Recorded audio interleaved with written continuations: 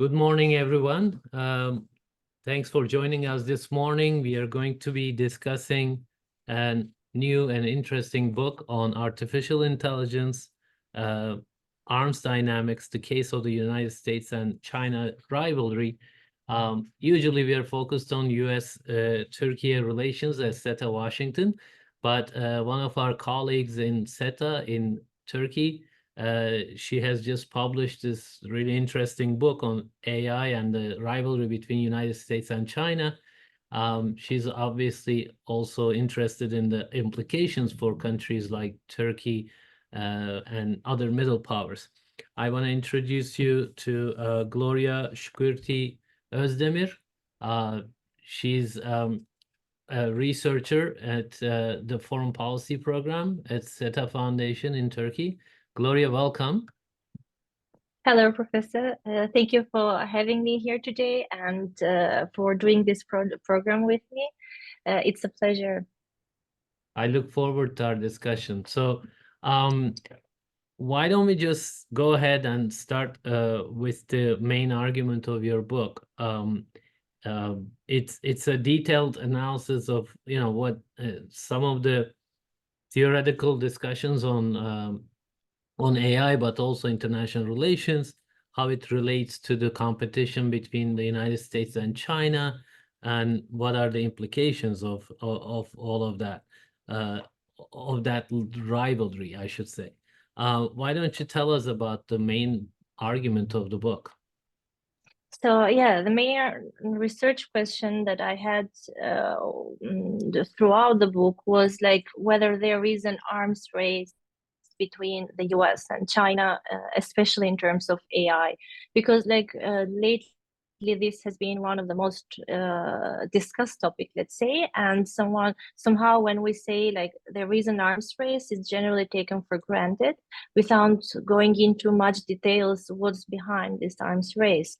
So in this book, I use the theoretical background, mainly based on Buzan's perspective, Barry Buzan's perspective, where he proposes different models, like 3 models, let's say better, to analyze the great power rivalries. These 3 models were used by him previously to analyze the US-Soviet Union great power competition. So here, as we see a new emerging great power competition between the US and China, I saw it as very appropriate to apply the same models in here as well, especially because Buzan argues on the sense that technology is the main driving issue in terms of the great powers competition. So that's why it fits perfectly well now that the US-China competition has become equal to the AI competition between the both states. There is one important difference that Buzan points out in terms of the definition of arms race. That's why the book itself is not titled like artificial intelligence arms race, but it's titled like artificial intelligence arms dynamics, because like Buzan argues that if when we focus on the arms race, it means there is an abnormal situation, like when both of the states or the states included in this competition are very close to having a war with each other. However, when it comes to these very, how can I say, situations where the technological progress is ongoing and it's going very fast, then sometimes these states are compelled in some way to innovate and to modernize their military technology. So in this case, this does not mean that there is an abnormal situation. There is or it doesn't mean that there is an arms race between both states, but these states are just trying to maintain their military status quo at some point because they are forced, they are pressured to do the technological innovation.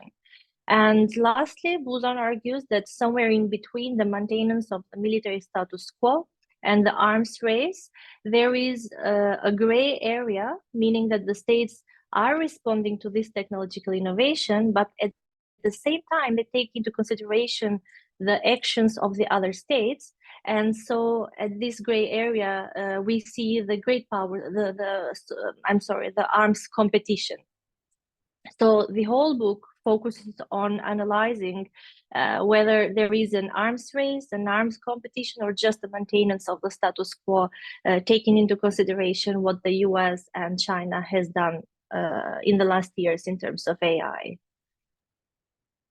Okay, thank you. So you're making a nuanced argument about the rivalry between US and China in this domain.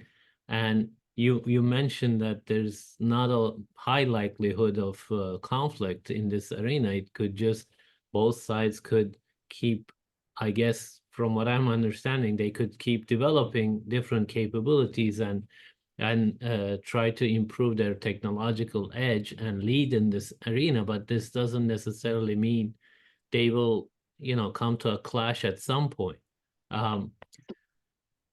Okay, so is that correct? Okay, yeah, that's correct. I just have to add one small piece in there, which is that at least for the short term, because in the long term things may change. We are talking about AI, which is changing very quickly, and we are talking about a great power competition that has just started. Like when you analyze indeed a great power competition, like it needs for decades or years at least to have passed. This is just a new competition, so it may change in the future.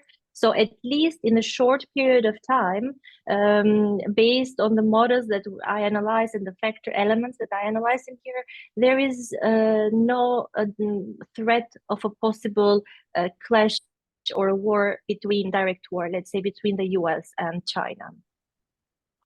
That's very interesting. So, Gloria, in the past few years, especially, there's been a lot of debate and intense sort of promotion of AI and LLM models, and there's a lot of things that we are exposed to as civilian users.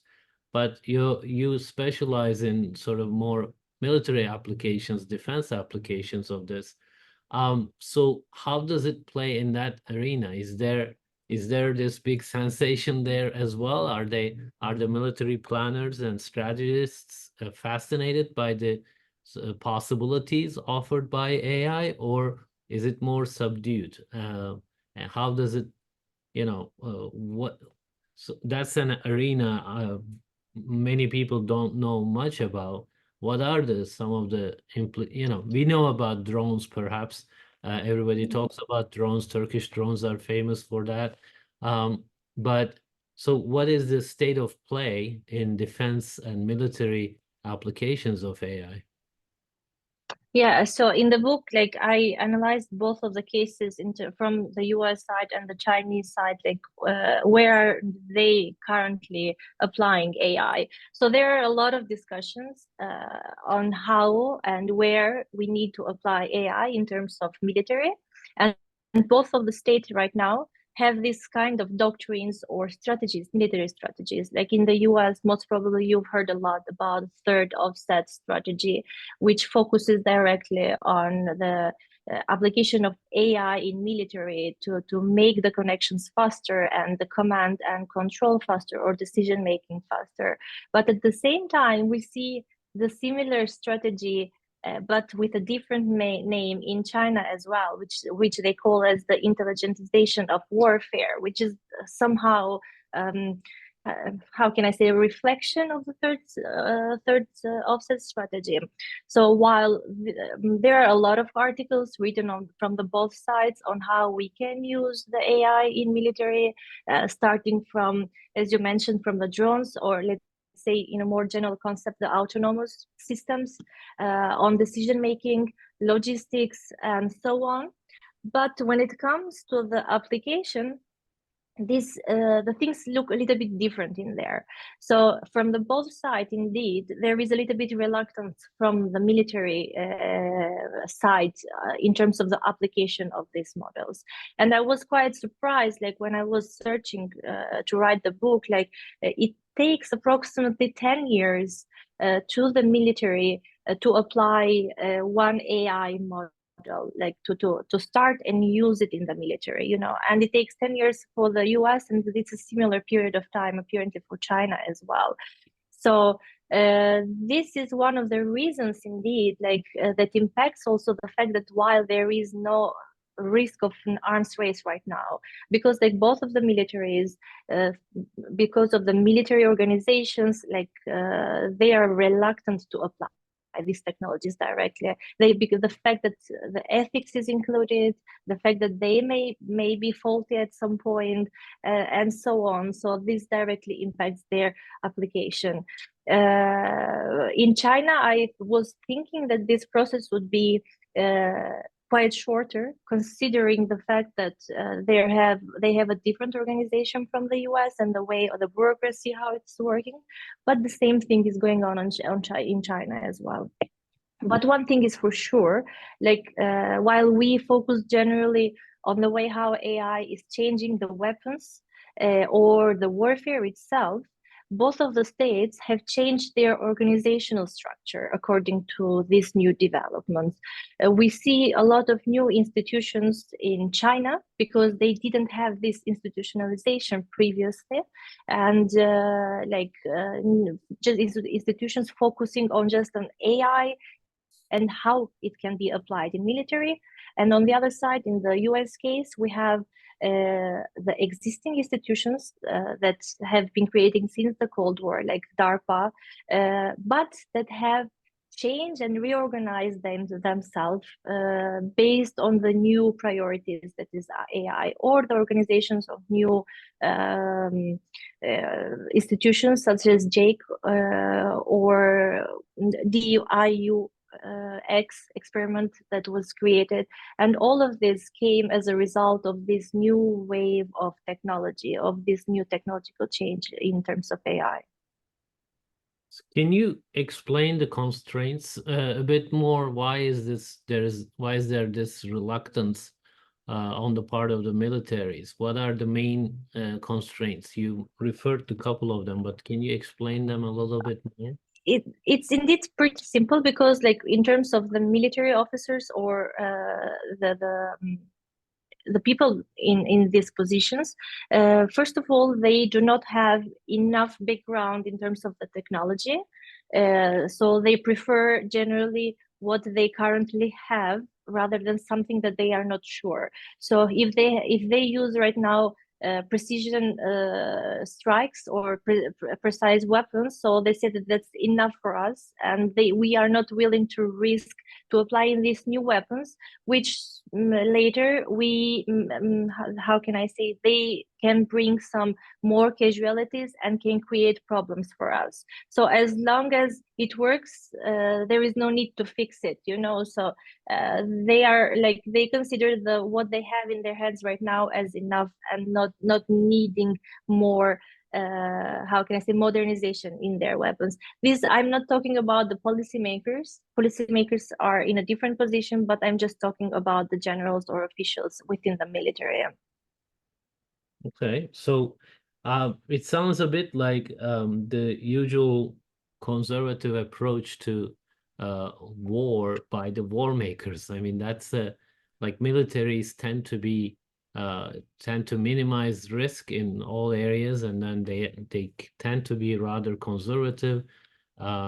So that's interesting that they have that as well when it comes to application of AI. But of course, a lot of the research, probably military research, must be under wraps, so there's not a lot of access. But is there, in terms of possibilities where it could go, can you tell us some of the latest stuff that they might be developing, and how it could be applied in the future, perhaps? So like the most open access information is about the drones where they have, in the United States case, by the way, like the drones that they have been using in terms of logistics, they have been using like image recognition, and there have been discussions about decision making, but in this it has not been used in terms of this. In terms of China, like I can also say, like from my understanding, it appears like US has been using it more on the aerial domain, like in terms of drones and so on. But in terms of China, we see again, like most of the investments also have been done in terms of the drones and the autonomous systems. However, we see them more in the naval domain.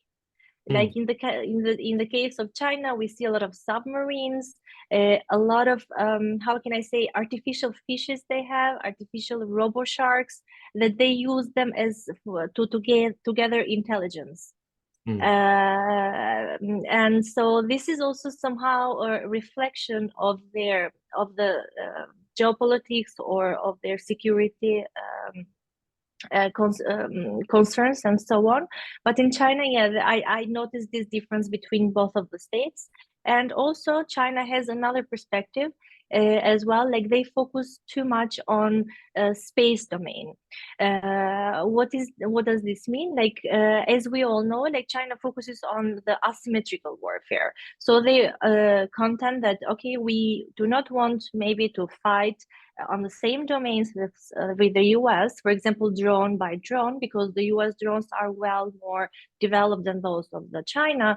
However, we can do it through another way. So like by jamming or destroying the satellites, the US satellites that provide information to the American drones. So for this reason, we see a lot of developments in this area. They have drones that can use AI to deceive, which is a very interesting case. And they have also developed drones that can follow also objects that go through a tunnel or through even in a very dense how can I say, dense place with trees or something like this, forest, sorry, in a very dense forest. And also swarms drones. Like US has been doing some developments on this area, but not too much is known about that. But in terms of China, they have been focusing too much on the usage of swarm drones that function with AI. Like they can be autonomously, they can be fully autonomously. And one interesting case was the fact that they even developed a drone, like in a part of as a part of the swarm, but that could self-heal.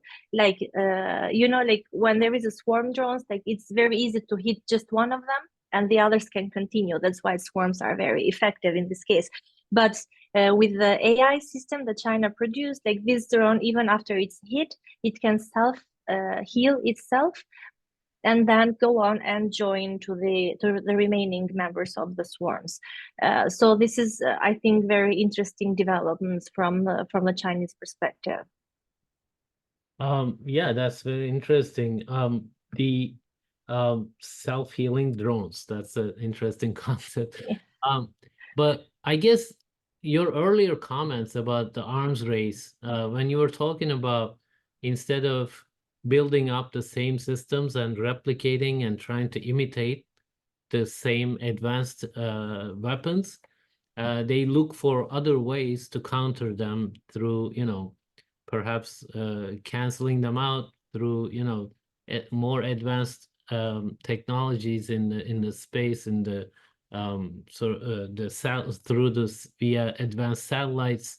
We know China has some made some leaps in this military applications, well, at least conceptually, they can use these satellites to operate from space. And so I guess that jives with your earlier comment about, in the Cold War, you developed a nuclear weapon and the numbers mattered, how many Very weapons. clear. Yeah.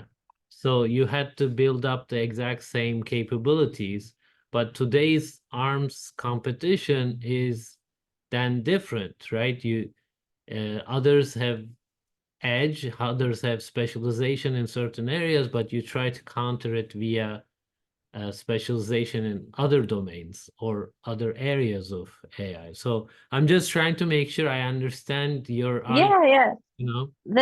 That's right. And sometimes I even call this, I like to call it as the personalization of technology or personalization of AI, because each actor uses that because it has a very wide and deep usage as a technology, AI.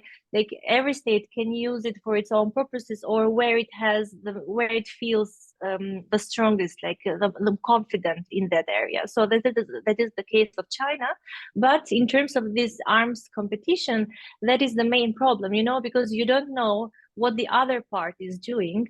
So this creates uncertainty. And in international arena, when we have an ownership international system, this uncertainty creates more security dilemma, what we know from a theoretical perspective. Like it makes unsure the states, which without, for example, for the US, without knowing what China is doing, they just have to guess. And when you guess, you always guess for the worst, and so you have to keep developing and developing your own technology and not knowing where to stop. So this is one of the areas where it, how can I say, it brings the competition closer to the arms race. Well, if we use the Cold War analogy again, there was a international governance system, and these parties communicated with each other. There were certain safeguards, I guess, international institutions. But at the end of the day, it depended on the actors' decisions, first strike, deterrence, etc. So those concepts are rather passé in this current age, according to your argument, if I'm understanding it correctly. And you use the word anarchical, right, for the international system. So I'm not so sure if we live in an anarchical international system, but without getting into an argument with you over that, I just want you to perhaps talk about what do you think about the international governance of the AI systems? Are these main powers, US and China, since they lead the research, they lead the applications, they lead in everything in terms of AI, can they come to some, broad agreements, global agreements that could lay the foundations of an international governance system for the domain, for the AI domain? Yeah, like this has been one of the main recommendation of the book indeed. Like there should be a global governance, because until now there is no such agreement, or not, there is no such development. Like when we were in DC together, like we spoke a lot about, like there are cases that China and the US have come together and they are trying to reach an agreement in terms of AI. And in these, some of the main arguments lead to a possible agreement in terms of the use of AI for nuclear weapons, which is a threat indeed for both of the states. And there have been like positive statement from the Chinese part in terms of reaching an agreement for the nuclear weapons, and the US as well. Like, well, it depends also from the elections, like what's going on later. But at least the Biden administration has been open to these arguments as well. So, but I am not so, how can I say, I'm not quite confident that there will be an agreement very soon, and the creation of a global governance very soon, because like AI is a very new technology, and the governments themselves, they are not quite sure like where it's going and where it will be going in the future, and it's difficult to foresee what's going on. So while there are discussions and there are initiatives, like the US has been a leader in this case with the AI Safety Institute that has been created, and its cooperation with the UK and so on. But there has been not done a greater development on this. And I, at least like until everything, not everything, but something settles down in terms of AI development and its application in military. And I don't think that the global governance will be set it soon about this, because we have another actor in here, which I put a lot of emphasis in the book, which is the private companies. The current technological revolution, or the fourth industrial revolution, as it's called, is not driven by the governments anymore, as it was previously, even during Cold War. It's driven mainly by the private companies, and this civil side of the technological development is very difficult to be stopped, and it just keeps the governments. It puts pressure on them to apply this in the military. Like you've seen with the case of LLMs, like they were declared in 2020, announced in 2022, if I'm not wrong, yeah, at the end of it.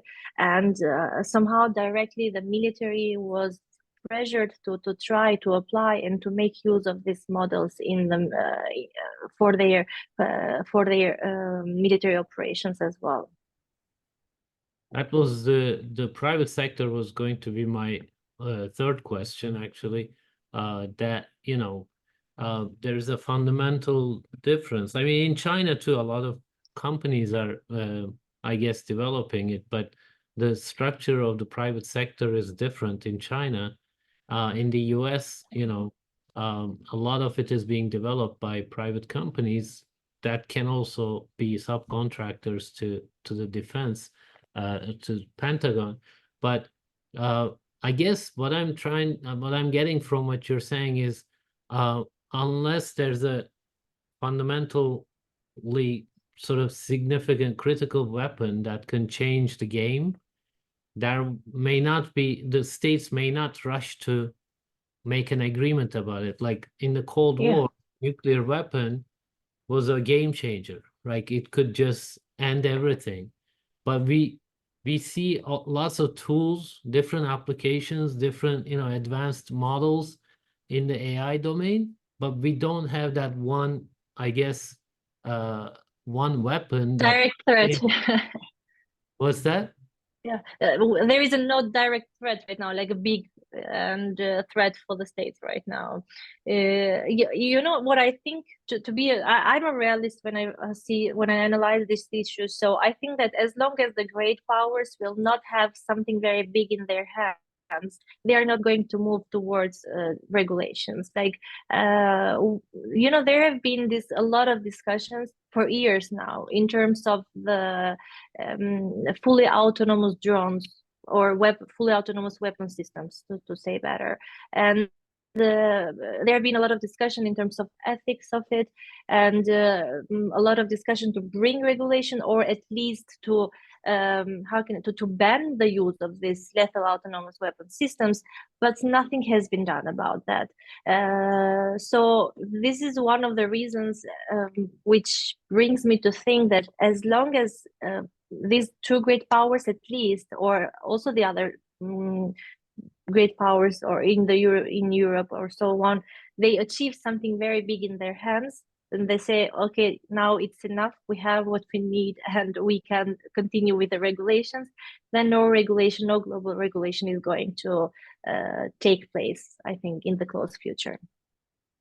Gloria, maybe is it because one of the questions that that was asked by our webinar participants just now, could it also be because AI may not make the kind of impact that people think it would? I'm gonna read you the question now, but the I guess incentive to make a global agreement or come to a common agreement may not be there, just because AI may not be changing the game all that much. So let me just rephrase it in the question.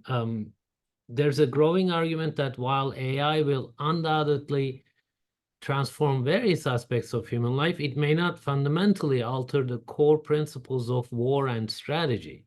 In your view, how is AI impacting the core principles of interstate interaction, particularly in the US-China great power competition? And related to that, does the emergence of AI have the potential to transform great power dynamics in ways that are fundamentally distinct from historical precedents of great power rivalries? So yeah, thank you for the question.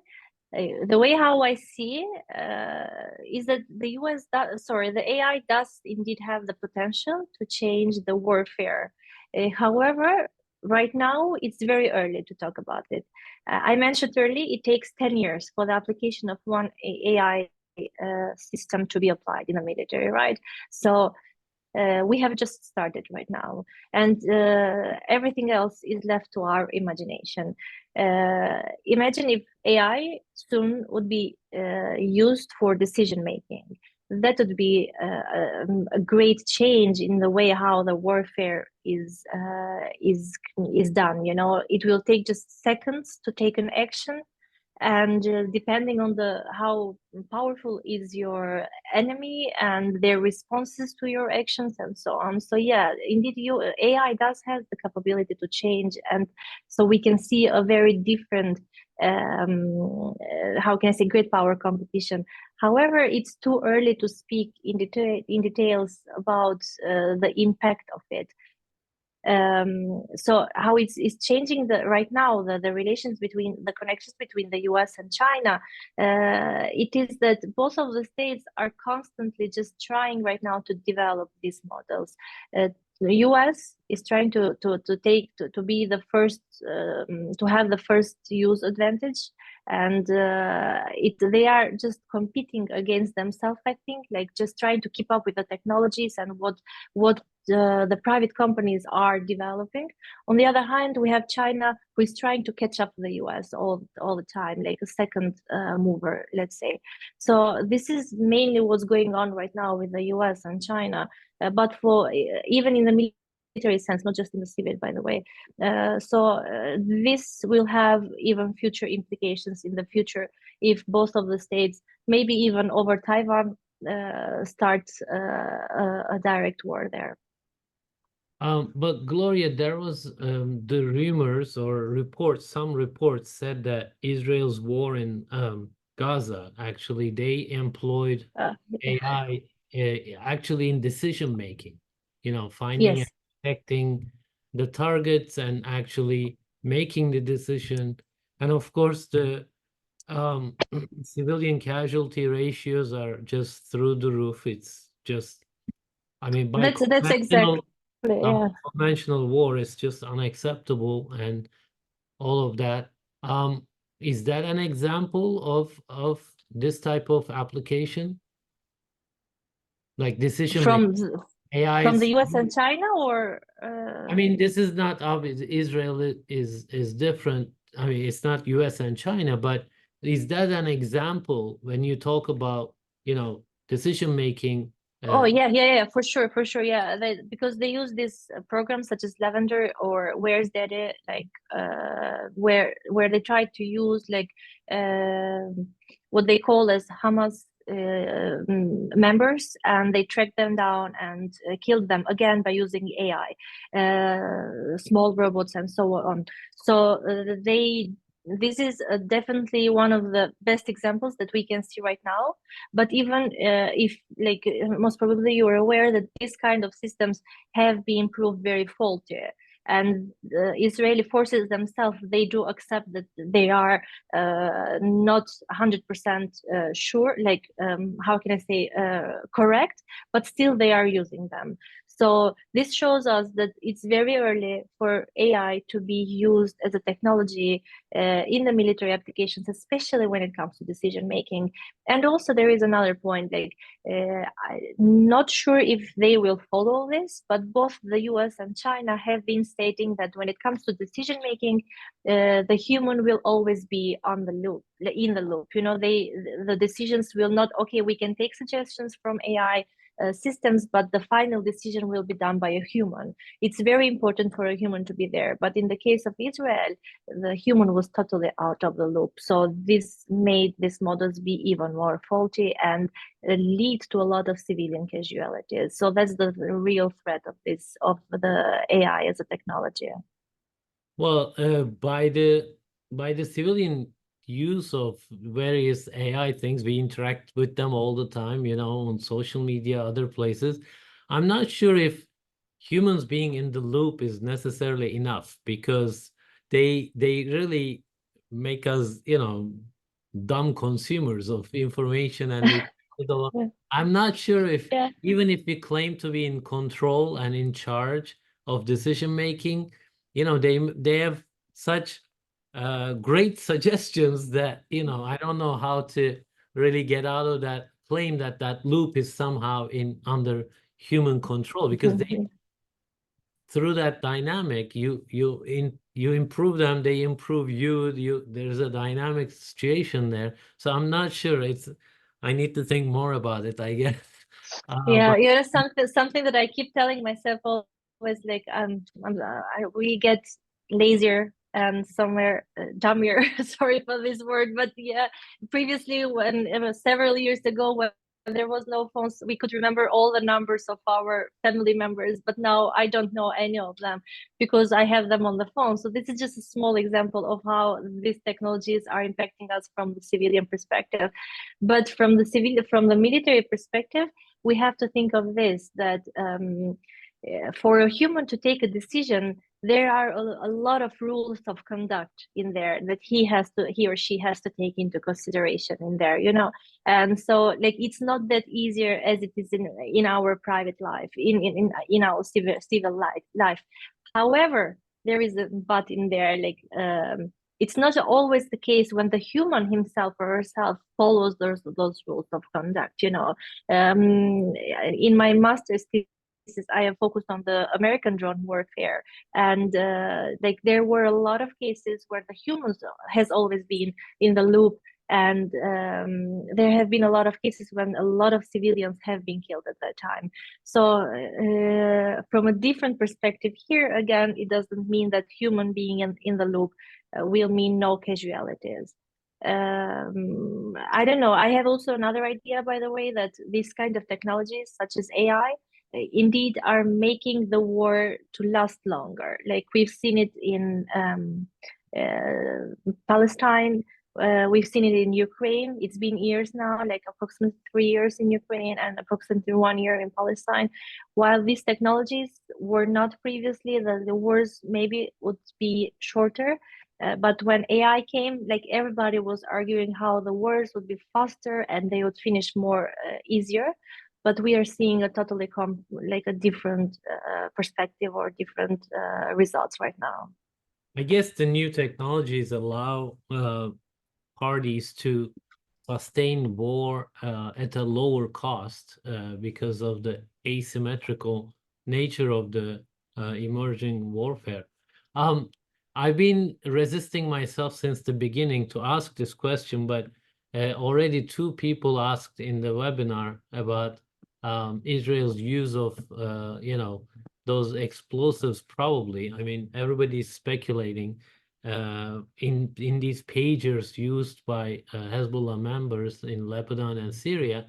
So there are two questions, and one of them, basically they're saying, do you think that AI was used somehow in this operation by Israel? What is the role of AI in that incident? So first of all, like, at this point, we need to discuss, like, what AI is, because, like, everything right now, every technological development right now can be considered as an AI. But if we are talking about a very advanced technological development, if we consider this as an AI, like, I think that this may have been behind the Israel's attack right now, because, like, to do such an attack and a precise attack, you need to have a very advanced technology in there. These are exactly the why there are a lot of discussions about the threats that AI has to the civilians, or if it's used in war. Because you don't know where it's coming from, how it's coming from, you know. And so yeah, this is just the tip of iceberg in terms of the implications for the use of artificial intelligence in military. Thank you. Last question is about domestic politics. You spend some time in the book talking about, you know, the impact of domestic politics in this domain. Is there general support in the US and China for for the advancement of AI systems and acceptability of its use in the military domain by the general public. What is your impression? Are people scared, or do they support the government's position that they really need to be leaders in this domain?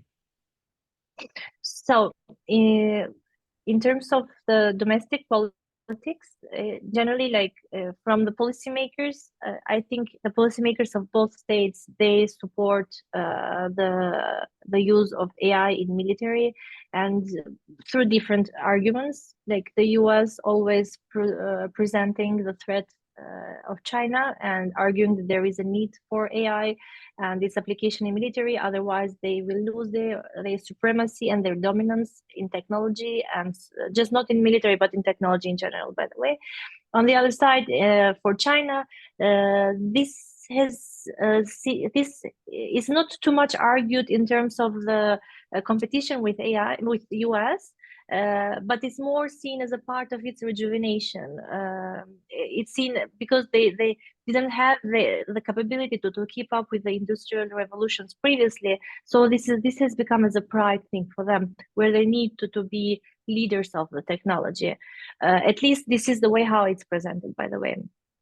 For the domestic opinion, I didn't write too much about this on the book, but from what I have a general idea, the public in the US, they support it, but they're a little bit, how can I say, um, reluctant on this, because of the many discussions in the US talking about the ethical perspective of the use of AI and so on. So this somehow impacts the way how they perceive its usage. And the US citizens have seen a lot of war right now, like in the last decades, which make them a little bit reluctant. But at the same time, the fact that they believe that not many American citizens will be impacted from this if this technology is used, then this may change a little bit the balance in there. From the Chinese perspective, I believe that because of the lack of these ethical discussions and not too much of, how can I say, the lack of general discussions in there about the AI and its usage. So it doesn't have a great impact on this, and they generally support the use of application of AI in the military. Your response triggered one more question. Very last question. By the way, we are discussing Artificial Intelligence Arms Dynamics by Gloria Shkurti Özdemir. Go ahead, check it out on SETA's website. So the US, Trump administration imposed, sanctions against China on many fronts. Biden administration narrowed it and made it about chips, and there was a Chip Act in America, to kind of support US primacy in this domain. They want to, restrict China's access to advanced chips. Has that been successful, or will China find other ways to, develop its own manufacturing, own chips and all of that? How is that playing out? So when I was there, this was one of the main questions that I had for the experts of AI that I met, and the responses were quite mixed, to tell the truth, and everybody saw it from a different perspective. You're referring to Washington, D.C., right? Yeah. When I was there during summer, and I had the chance to meet with a lot of experts on AI, and so they generally believe that this was indeed okay. It will hurt in the short term China, but in the long term it will not be impacted, because like this will teach China how to create the designs by themselves. But however, this is helping the US in the short term, but it will negatively impact the US in the long term. in the sense that right now, like they are having, they are trying to do to build the fabs in there and to create to bring investors and so on. However, in the long term, this will be quite expensive and difficult for the US to continue with that. So that's why in this sense, and also an important point also that was discussed, it was about the budget of it, like the budget that was separated for the creation of these fabrics and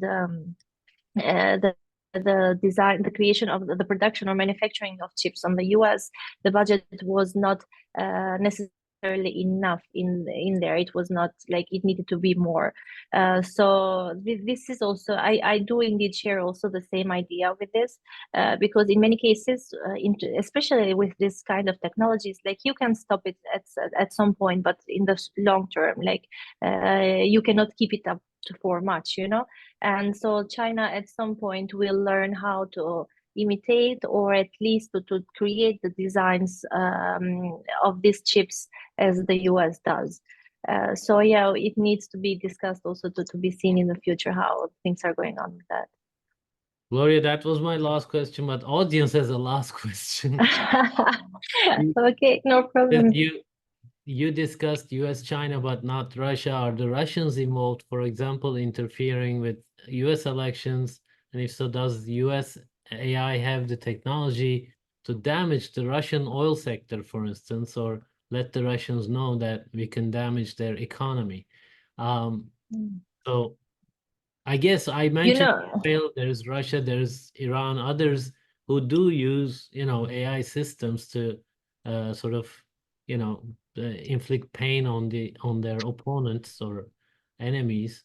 In the case of Russians, do you have much to say about that? So my argument on that would be that the US and China, like until a couple of years ago, especially before the war in Ukraine, Russia also was very close to this too in terms of AI development. With the only change that Russia, rather than on autonomous weapon systems, it was or like decision making of AI or logistics or how can I say, like intelligence for the use of intelligence and so on. Russia was focused on the creation of robots with AI. So they had this kind of idea generally when they were focusing on AI. However, the war in Ukraine left Russia way behind the AI competition. That's why even in this book, I just focus on US and China and do not take into consideration Russia there. And I think US has the capability to do something and to use AI to inflict damage on Russia. However, for the moment, I don't think that US considers Russia as a very how can I say, direct or important threat for its supremacy in terms of AI. That's why like there is not much going on there right now. Well, thank you so much, Gloria.